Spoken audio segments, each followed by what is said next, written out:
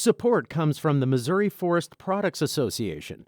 Missouri produces wood pallets, railroad ties, white oak barrels, hardwood floors, and more. Details on the variety of products made in the state are at choosewood.com. From the St. Louis Public Radio Newsroom, this is The Gateway. It's Tuesday, January 26th. I'm Wayne Pratt. The riot at the U.S. Capitol quickly drew comparisons to events during the rise of Nazi Germany.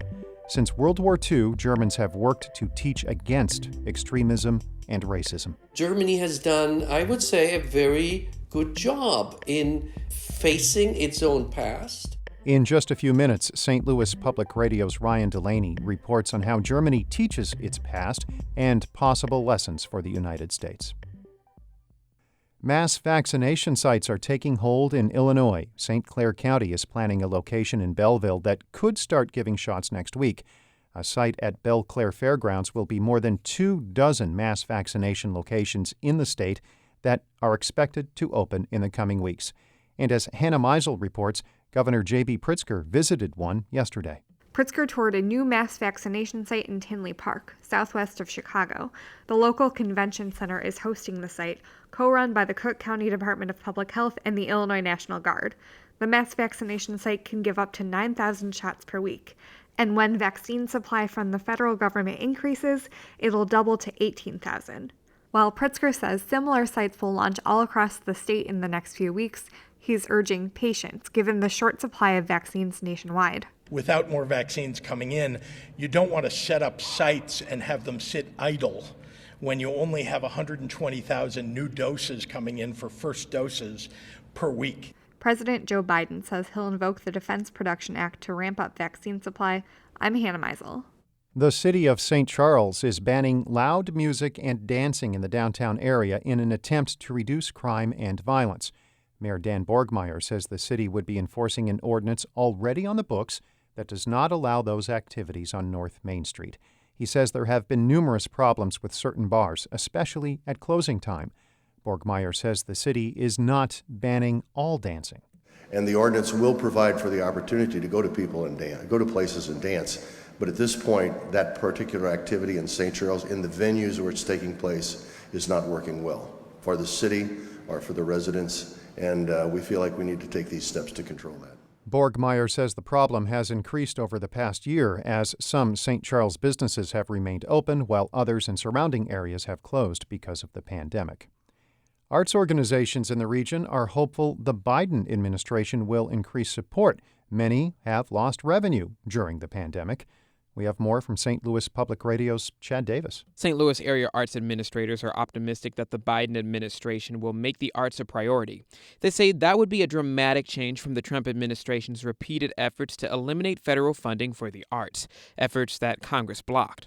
Ron Himes is the producing director and the founder of the Black Rep. He says if the federal government boosts support to theaters and artists, that would also help other important industries like hospitality and travel. I think that we can see the economic impact that art institutions have, not only on the institutions themselves, but what they provide as an economic engine. The Biden administration has not yet said how it will support the arts. I'm Chad Davis, St. Louis Public Radio. The city of St. Louis is losing nearly 7 small to mid-sized manufacturing companies a year. Those buildings are left vacant or replaced with trendy coffee shops and loft apartments. Sarah Coffin is an urban planning professor at St. Louis University who recently published a study about the phenomenon of, quote, industrial gentrification. It's the displacement of industry.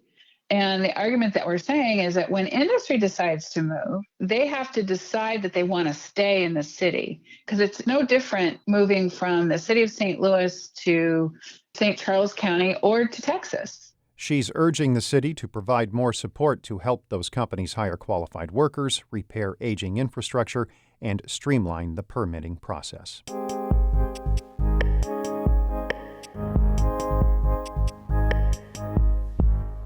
The riot at the U.S. Capitol quickly drew comparisons to events during the rise of Nazi Germany. But Germany has spent decades since trying to teach against anti-Semitism and far-right extremism. St. Louis Public Radio's Ryan Delaney traveled to Germany in the fall with the support of the Pulitzer Center. He spoke with activists and educators working to quell a new rise of extremism in the country. Jule Grauman is a high school student living near the small city of Schlotheim in eastern Germany. She's listened to classmates make insensitive comments about World War II or Syrian refugees today. And she's heard them taunt non-native German opponents during youth soccer games. Most of them wanted to make fun, but sometimes it escalated and there were conflicts between parents. It inspired Grauman to start an anti-racism group at her school. I think this is the problem. Lots of young people doesn't think of their opinions and of their comments in a real way.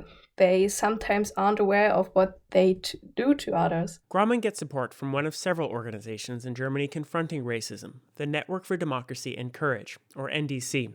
Annika Ferba works as a part-time trainer. She goes into schools like Grauman's to give lessons and facilitate discussions about racist thoughts. Well, in school, especially when you talk about politics or when you talk about refugees, I think this is when those thoughts come up. Activists say what children also hear at home has a huge influence.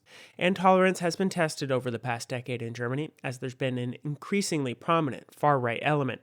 Felix Steiner works at Mobit, an organization that works to combat hate crimes. Steiner says there aren't necessarily more racist people in Germany, but it's gotten easier to share the messaging, and it's become more commonplace. You don't need anything, you just need a PC or maybe a computer or a mobile phone, and so you're in contact with these people. He says the boot and trench coat wearing neo-Nazis of the 1990s have given way to the business suits of the right-wing political party Alternative for Germany and social media memes and video games. It's a way to get in, and then you are confronted with all these racist stuff and anti-Semitic stuff and so on.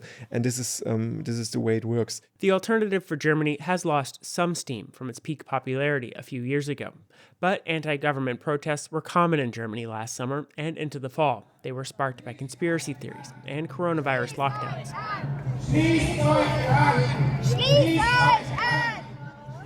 Protesters chant in Munich last fall, and protesters even rushed the steps of the Parliament building in Berlin at an August rally. But unlike what happened on January 6th at the U.S. Capitol, protesters did not break in. Michael Brenner teaches history at American University in Washington and a university in Munich, Germany. He actually compares the U.S. Capitol riot to Hitler's failed coup in 1923.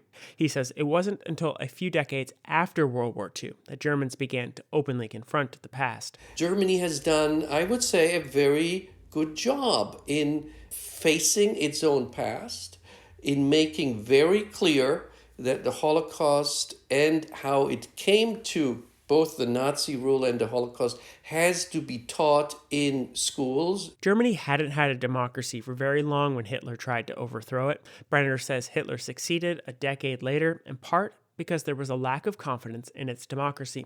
He says trust and confidence in America's government needs to be restored. Of course, not to give up about these people, people who we saw storming the Capitol. We have to somehow win the people back to what is reality, to what the facts are. Having Holocaust survivors speak to younger generations of Germans worked well, Brenner says. But he adds, in the United States, quelling a rise in extremism should come from elected leaders. I'm Ryan Delaney, St. Louis Public Radio.